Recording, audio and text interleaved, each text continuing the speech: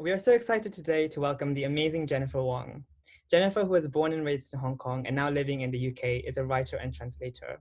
Her works have appeared in world literature today, Under the Radar, The Rialto, among many others. Her new collection, Letters Home, published by Nine Arches Press in 2020, has been named a wildcard choice by Poetry Book Society. She was a runner-up in the Bean's Writers Awards in 2018, and in 2014, she received the Young Artist Award from the Hong Kong Arts Developmental Council. She has also reviewed poetry and fiction for journals including the Poetry Review, Poetry London, Asian Review of Books, Magma Poetry, among many others. Welcome, Jennifer. Sure. So for today, I've chosen a couple of poems from my book, Letters Home, to share with you all. So one of the poems that I have is Arrival. Arrival to me means a lot because it is a poem that charts like the first time when I arrived in England as a student. It was quite a while ago, but the memory is still so fresh on my mind. And I think like I was very struck by the fact that because back then when I arrived in Oxford, it was also the first time that I came to England properly because we as a family didn't travel much when I was a child. And so it's very exciting and at the same time a very daunting experience.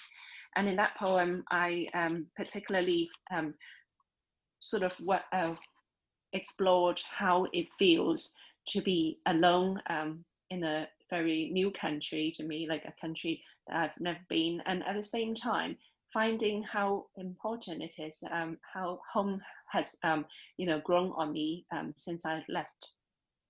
So I'll read it here. Arrival. 1. October 1998.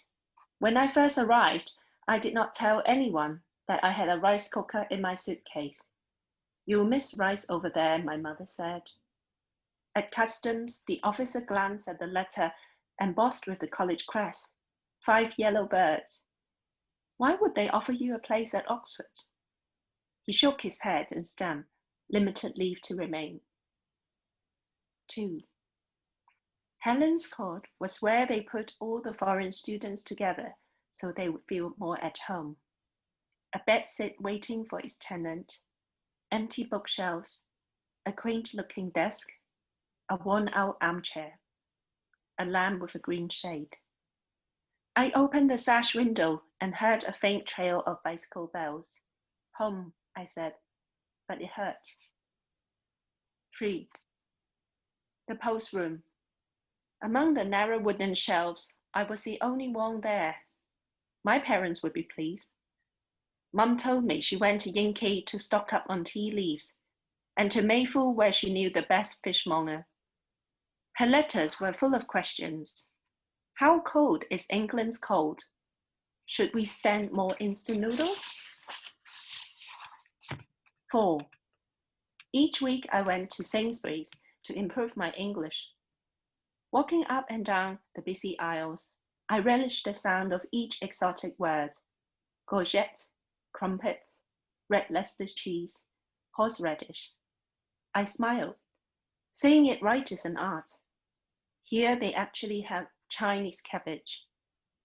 At night, I leave the butter and milk outside the window to keep it chilled.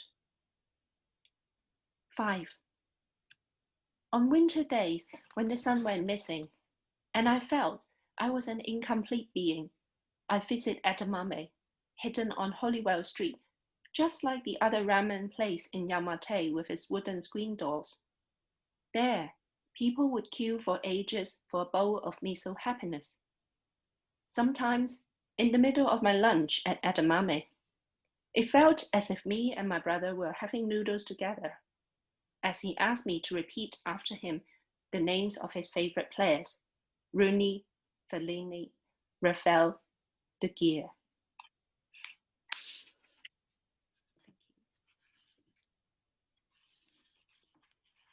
I would also like to read from another poem, which is has got a very different spin on things.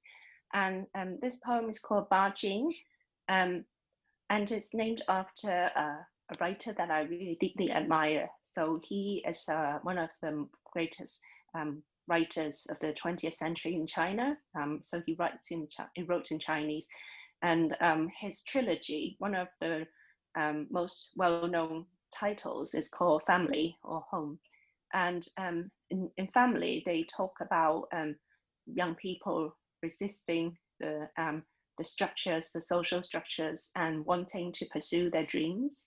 And I thought reading his work really reminded me of home and how, what does it mean to me? And also at the same time, what does it mean to me to be young or to feel young and wanting to change the world, wanting to change the place around you.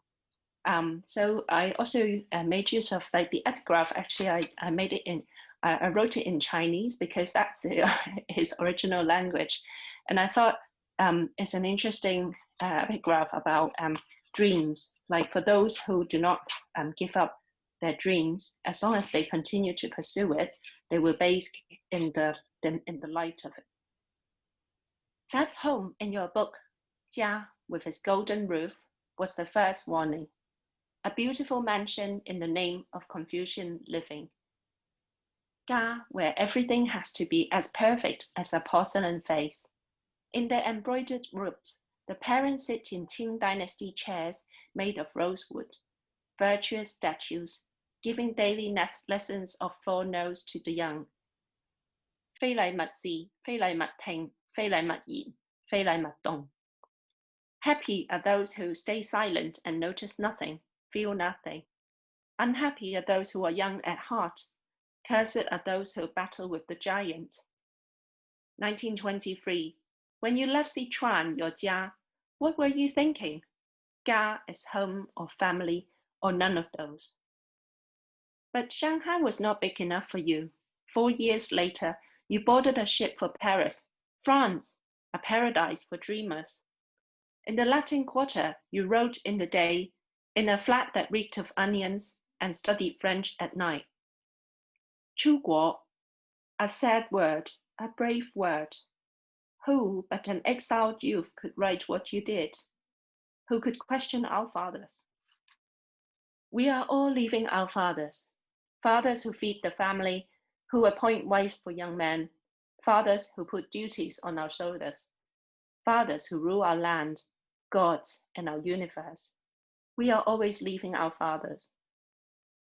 To read Ga in Oxford, 70 years away from the fresh ink of those pages, I see students cycle to their colleges made of dreams and sandstone. To the world they are defiant to change, just like Jie in your book. Their strands of hair catch the gold in the sun.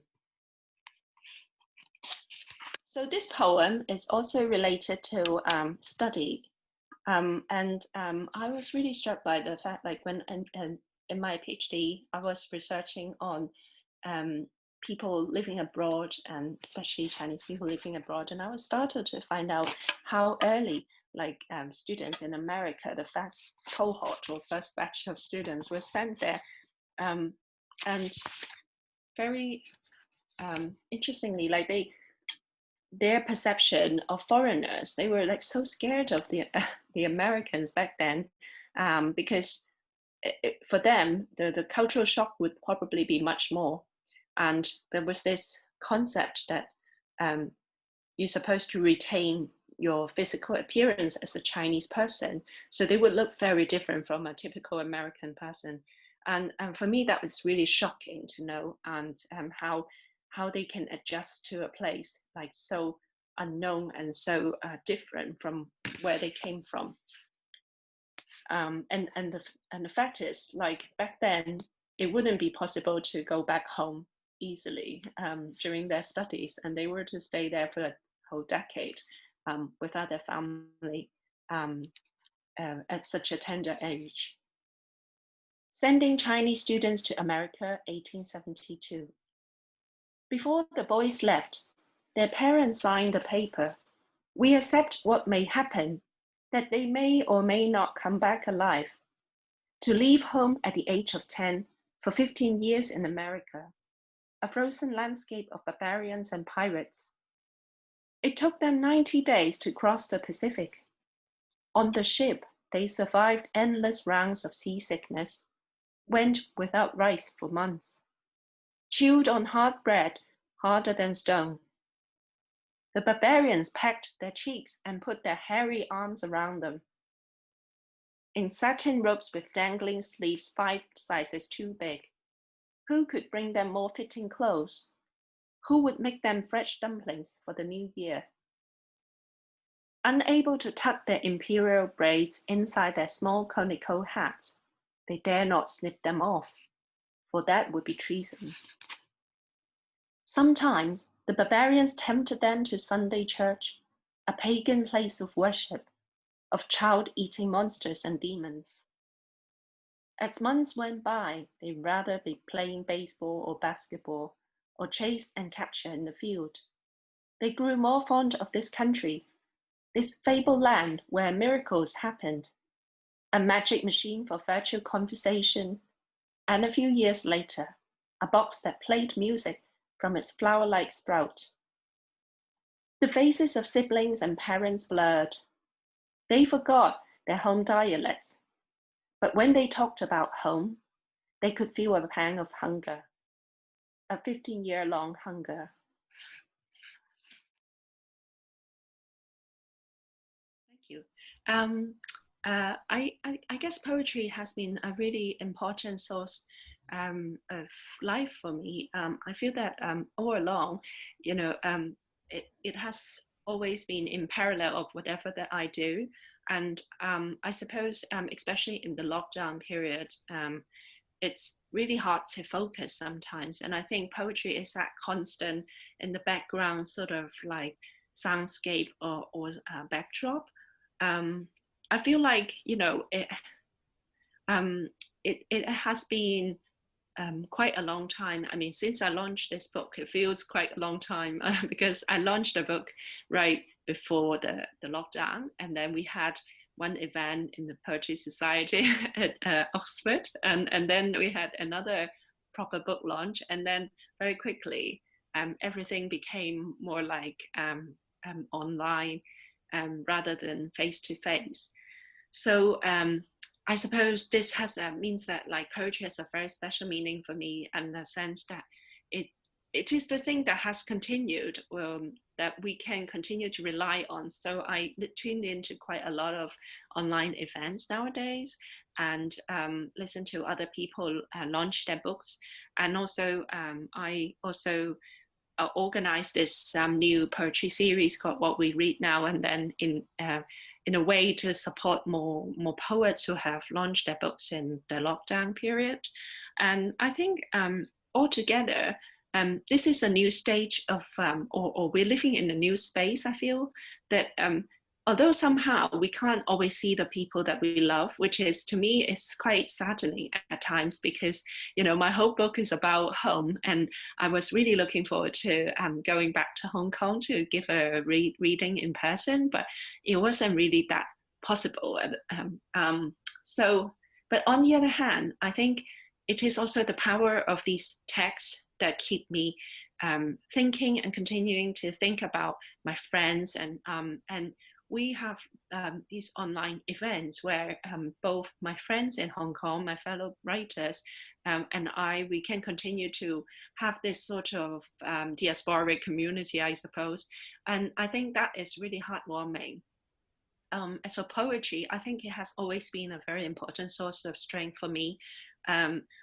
Especially if you think about, like, for example, a few of these poems that I talk about, I used to feel like such a sense of alienation being in this country, not because I don't like England. I mean, I came here precisely because I love England. So I think it's just that, you know, if you are in two worlds at once, I guess that's, you will always feel unbelonged or not totally belonged. So, and I think poetry has the power to bridge those gaps and try to help us to understand the meaning between these gaps. That's what I feel. Thank you. I guess Getting inspired. I think for me, I mean, obviously reading other people's work will definitely, it's kind of like, feels like a daily nourishment. I don't think I can live without it. And it's always a hard time catching up with all the new work going on and also revisiting poems that I love. I love reading anthologies in addition to single collections, because that's where you sort of feel like there's a wide representation of voices. And it just makes me feel like, oh, today, for example, there's a sense of randomness or spontaneity to what you read, and that really kind of helps to inspire new ideas in me. And for example, also I read quite a lot of pamphlets as well, just because like this is like some work in the progress, or like the newest poems in the scene, and that's always kind of excites me, like how people play with forms and so on. And I suppose also I do a lot of things to relax myself, like to feel relaxed. And then, you know, and I think seeing life and observing life to me is really inspiring. So whether it is like just taking some walks or having conversations with friends and family, or fellow poets, all these acts, I think they are ways to engage with the world and to kind of feel inspired. And also reading news as well. Like I know that we are probably in a bit of a strange situation at the moment with news, but I think taking in daily the news here and also maybe the news back home always makes me think a lot about the world and social justice and ideals. And so I think those are kind of like exercises or writing prompts for myself to get on writing. And I think in terms of advice, I don't really feel that I have really mastered anything much, but I suppose it is like a kind of modesty with the craft.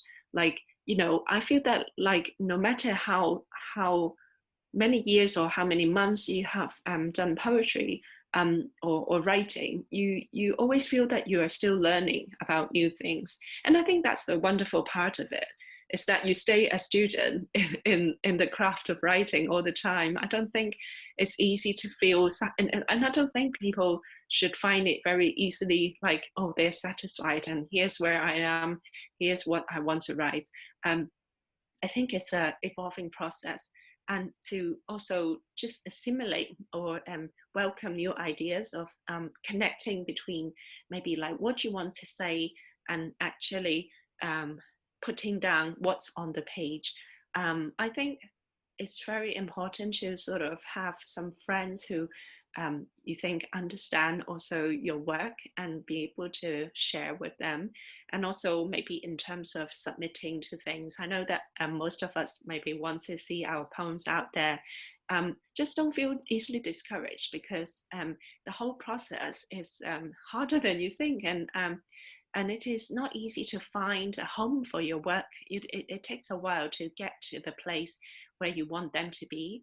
And it also takes a while usually to shape them in the way that you like them to be. And I think it is actually a journey, and a journey that is really quite exciting in a way. And